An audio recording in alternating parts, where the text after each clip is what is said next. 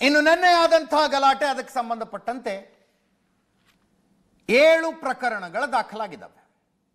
ಅದರಲ್ಲಿ 3 ಪೊಲೀಸರು ಸ್ವಯಂ ಪ್ರೇರಿತವಾಗಿ ಸುಮೋಟೋ ಮಾಡಿಕೊಂಡಿರೋದು 3 ಪ್ರಕರಣಗಳನ್ನು. 50 ಇಯರ್ಸ್ ಫ್ರೀಡಮ್ ನ ಯಾರೋ ಒಬ್ಬ ಗಂಡು ತಂದ್ಕೊಟ್ಟ, ಅದನ್ನ ನೀವು ಗಾಂಡುಗಳ ತರ ಉಪಯೋಗಿಸ್ಕೊಂತ 150ಕ್ಕೂ ಹೆಚ್ಚು ಜನರ ವಿರುದ್ಧ ಪ್ರತ್ಯೇಕವಾದ FIRಗಳಾಗಿದ್ದಾವೆ. ಧರ್ಮಸ್ಥಳದಲ್ಲಿ 4, ಬೆಳ್ತಂಗಡಿಯಲ್ಲಿ 3.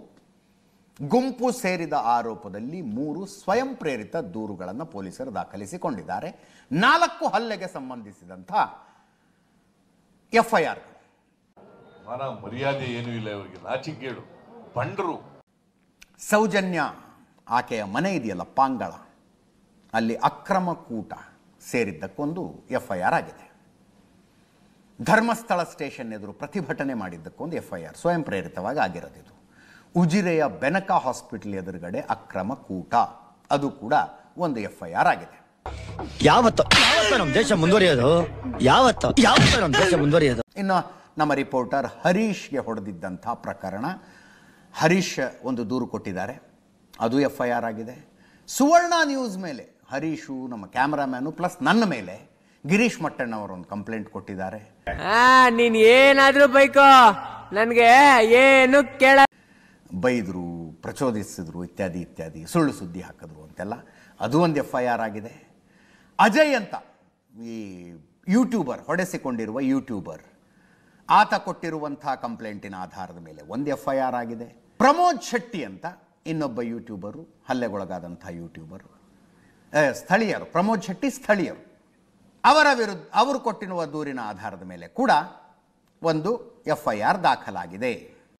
ಇವನ್ಗೆ ಅವನದು ಶೂರಿಟಿ, ಅವನ್ಗೆ ಇವನ್ ಶೂರಿಟಿ, ಇವರಿಬ್ಬರಿಗೆ ಅವನ್ ಶೂರಿಟಿ ನೋಡಿ. ಇನ್ನು ಇದಕ್ಕೆ ಸಂಬಂಧಪಟ್ಟಂತೆ ಮುಖ್ಯಮಂತ್ರಿಗಳು ಮಾತಾಡಿದ್ರು, ಯಾರೇ ತಪ್ಪು ಮಾಡಿದ್ರು ಕಾನೂನು ರೀತಿಯ ಕ್ರಮ ಕೈಗೊಳ್ತೀವಿ, ಕಾನೂನು ಎಲ್ಲರಿಗೂ ಒಂದೇ ಅಂತ.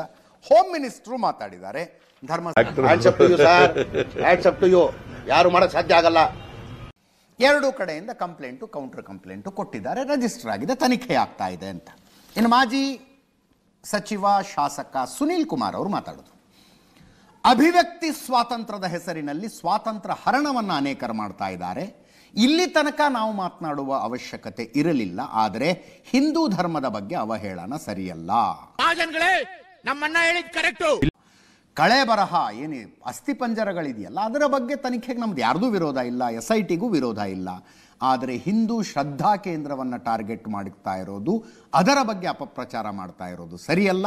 ಪೊಲೀಸರು ಇದುವರೆಗೂ ಕ್ರಮ ಕೈಗೊಳ್ತಾ ಇಲ್ಲ. ಸರ್ಕಾರವೇ ದಾರಿ ಮಾಡಿಕೊಡ್ತಾ ಇದೆಯಾ ಇದಕ್ಕೆಲ್ಲ ಅನ್ನೋ ಸಂಶಯ ಬರ್ತಾ ಇದೆ. ಈ ತರ ಒಂದು ಮ್ಯಾಟ್ರೇ ನಮಗೆ ಗೊತ್ತಿಲ್ವಲ್ಲ. ಧರ್ಮದ ಹೆಸರಿನಲ್ಲಿ ಅಪಪ್ರಚಾರವನ್ನು ಸರ್ಕಾರ ನಿಲ್ಲಿಸಬೇಕು. ಇದಕ್ಕೆ SIT ತೆರೆ ಎಳಿಬೇಕು. ಜನರ ಸಹನೆಯ ಕಟ್ಟೆಯೊಡೆಯುವುದಕ್ಕಿಂತ ಮೊದಲು ಎಚ್ಚೆತ್ತುಕೊಳ್ಳಿ ಅಂದ್ರು. ಅಪ್ಪನ ಮಕ್ಕಳಿಗೆ ಸುಣ್ಣ ಹಚ್ಚಿ ರೂಪಾಯಿ ಐತೆ ನೋಡಪ್ಪ ಅನ್ನೋ ನನ್ನ ಮಕ್ಕಳು.